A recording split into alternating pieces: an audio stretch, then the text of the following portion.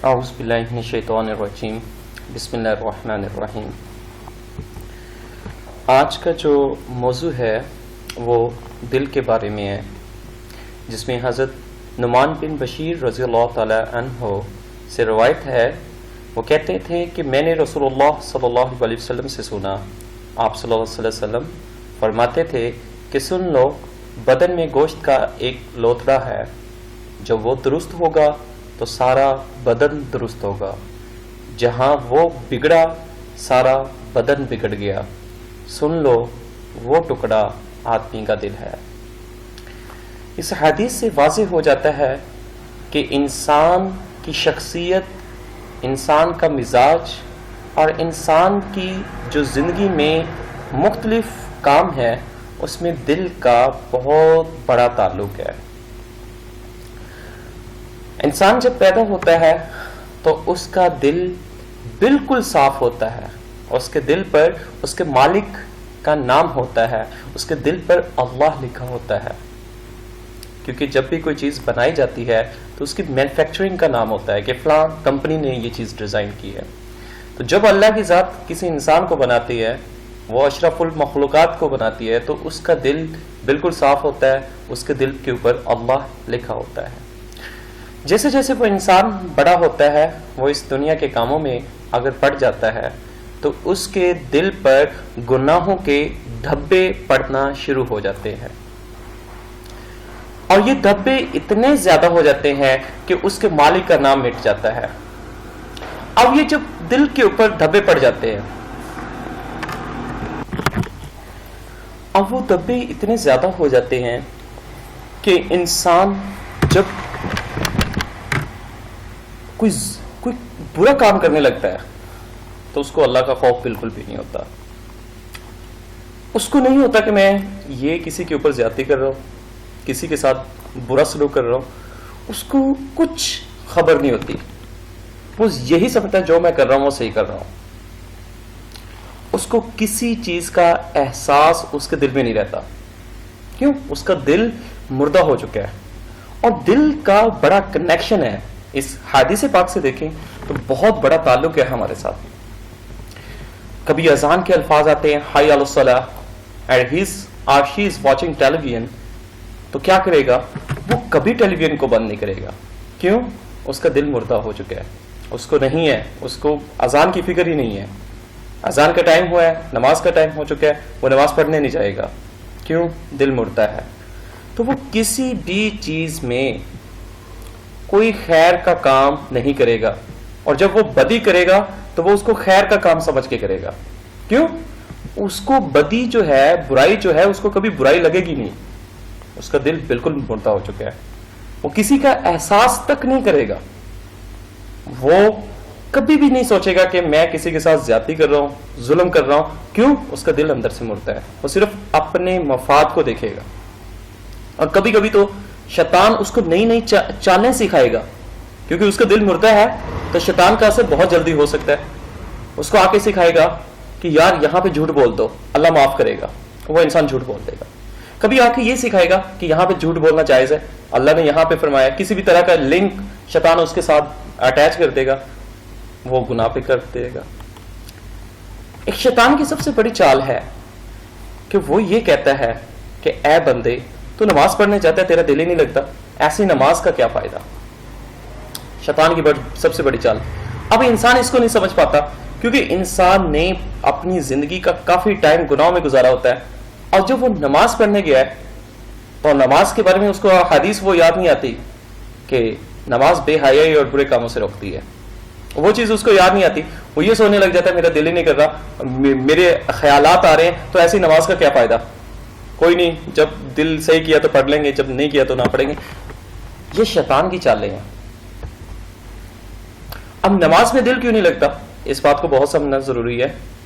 نماز میں دل ہمارا، ہم سب کا، میرے ساتھ ہم سب کا اس لیے نہیں لگتا کیونکہ ہمارے دل کے اوپر گناہوں کے دھبے اتنے آ چکے ہیں کہ جب ہم نماز پڑھتے ہیں تو اللہ کے ساتھ کنیکشن، وہ جو یونیک کنیکشن ہے وہ نہیں بن پاتا۔ لیکن کیا ہم اس طرح سے نماز پڑھنا چھوڑ دیں؟ نہیں، کیوں؟ نماز فرض ہے ہمارے اوپر، ہم آہستہ آہستہ پڑھتے جائیں گے اور وہ دھبے ختم ہوتے جائیں گے. ایک دن ایسا آئے گا ہمارا دل بالکل صاف ہو جائے گا, پھر ہم پڑھیں گے تو بہت زیادہ سکون آئے گا. اس کے بعد شیطان کی ایک اور بڑی چال ہے ہمارے دل کے معاملے میں. شیطان ہمیں آ کے یہ کہتا ہے, اے بندے, تو وہ صحابہ تھے جن سے رضی اللہ تعالی عنہ اللہ کی ذات راضی ہوا تھا. آپ ایک عام سے انسان ہے, آپ کو نماز میں کبھی سکون نہیں آ سکتا, جتنی مرضی پڑھ لے, جو مرضی کر لے, جو مرضی نہیں کام کر لے, اس میں کوئی ڈاؤٹ نہیں ہے. ہم ان جیسے نہیں ہو سکتے, صحابہ جیسے نہیں ہو سکتے کبھی بھی. لیکن یہ بھی تو سوچے نا کہ کیا ہم ان جیسا بننا چھوڑ دیں؟ شیطان کی اس چال کو ہم اپنے دل میں لے جاتے ہیں, کیونکہ دھبے دل کے اوپر اتنے ہوتے ہیں کہ ہم یہی تصور کر لیتے ہیں کہ صحابہ جیسا نہیں ہو سکتے. نہیں ہو سکتے. کیا ہم ان جیسا پھر بننے کی کوشش چھوڑ دیں؟ ہو سکتا ہے کہ ہم ان جیسا بننے کی کوشش کریں, اور یہ جو کوشش ہے اللہ کو اتنی محبوب آئے کہ اللہ ہمیں معاف فرما دے. اس میں بہت سارے واقعات ہے کہ ایک وقت ایسا آئے گا کہ جو مجھ پہ, رسول اللہ صلی اللہ علیہ وسلم نے فرمایا کہ جو مجھے دیکھے بنا ایمان لائے گا وہ مسلمان, یعنی کہ اس کی جو نیکیاں ہوں گی وہ بہت زیادہ ہوں گی. اب دیکھیں صحابہ کے وقت رسول اللہ صلی اللہ علیہ وسلم سامنے ہوتے تھے ان کو ڈائریکشن دینے کے لیے. آج ہم بنا رسول اللہ صلی اللہ علیہ وسلم کو دیکھے ایمان لے کر آ رہے ہیں. تو ہمیں شیطان کی اس چال کو سمجھنا چاہیے. ہمارے دل کے اوپر دھبے اتنے ہیں کہ ہم یہ اس چیز کو سمجھ ہی نہیں پا رہے. ہم کہتے ہیں وہ اولیاء تھے, ہم ٹیلی ویژن بھی دیکھیں گے, دنیا داری کو بھی چلائیں گے. یہ کون ہمیں سکھا رہا ہے؟ شیطان. وہ ہمیں وسوسے ڈالتا ہے کہ بھائی یہ ماڈرن ایج ہے, اس میں آپ نے یہ بھی کرنا ہے, یہ بھی کرنا ہے, دنیا بھی رکھنی ہے. اگر آپ اپنے دل سے پوچھیں تو جو چیز جائز اللہ کی ذات نے کی ہے وہی کرنی چاہیے. ہاں دل کو, اپنے دل کے بارے میں سوچے, کیا یہ اتنا گناہوں سے مردہ ہو چکا ہے کہ آپ کوئی گناہ کرتے وقت آپ کو فیل ہی نہیں ہوتا کہ گناہ ہو رہا ہے؟ کیا یہ اتنا مردہ ہو چکا ہے آپ کسی کی غیبت کر رہے ہیں, آپ کہہ رہے ہیں کہ یہ غیبت ہی نہیں ہے؟ کیا یہ اتنا مردہ ہو چکے ہیں کہ آپ کسی کے ساتھ زیادتی کر رہے ہیں, آپ کو یہی لگ رہا ہے کہ میں زیادتی نہیں کر رہا؟ انسان اپنا ایک بھائی کے ساتھ زیادتی کر رہا ہے, اس کی غیبت کر رہا ہے, اس کی چگلیاں کر رہا ہے, یہ سمجھ کے کہ میں 5 وقت کا نمازی ہوں, میں نیک انسان ہوں, پھر بھی کر رہا ہے. کیوں؟ اس کا دل مرتا ہے, اس کے دل کے اوپر گناہوں کے نشان اور دھبے لگے ہوئے ہیں. اگر وہ ایسا ہوتا تو وہ سوچتا کہ میں دنیا کے سب سے حقیر انسان ہوں, اور وہ خود کو نقصان پہنچا لیتا لیکن دوسرے کا فائدہ سوچتا. اللہ ہمیں ایسی توفیق دے. حدیث مبارک ہے, حضور نبی پاک صلی اللہ علیہ وسلم کا فرمان ہے کہ اللہ تعالیٰ تمہارے جسموں, تمہاری صورتوں کو نہیں دیکھتا, بلکہ وہ تمہارے دلوں اور عملوں کو دیکھتا ہے. اس میں ایک شیطان کی ایک اور بڑی چال ہے. بعض کا تو ہمارے دل میں اچھائی آ جاتی ہے لیکن اس پہ عمل کرنا ہمارے لیے نہیں ہوتا. ہم عمل چھوڑ دیتے ہیں, ہم کہتے ہیں جی کل کریں گے, جی پرسوں کریں گے. Nobody know when you will die. Maybe you will not be in the world next day, next minute. You can't imagine.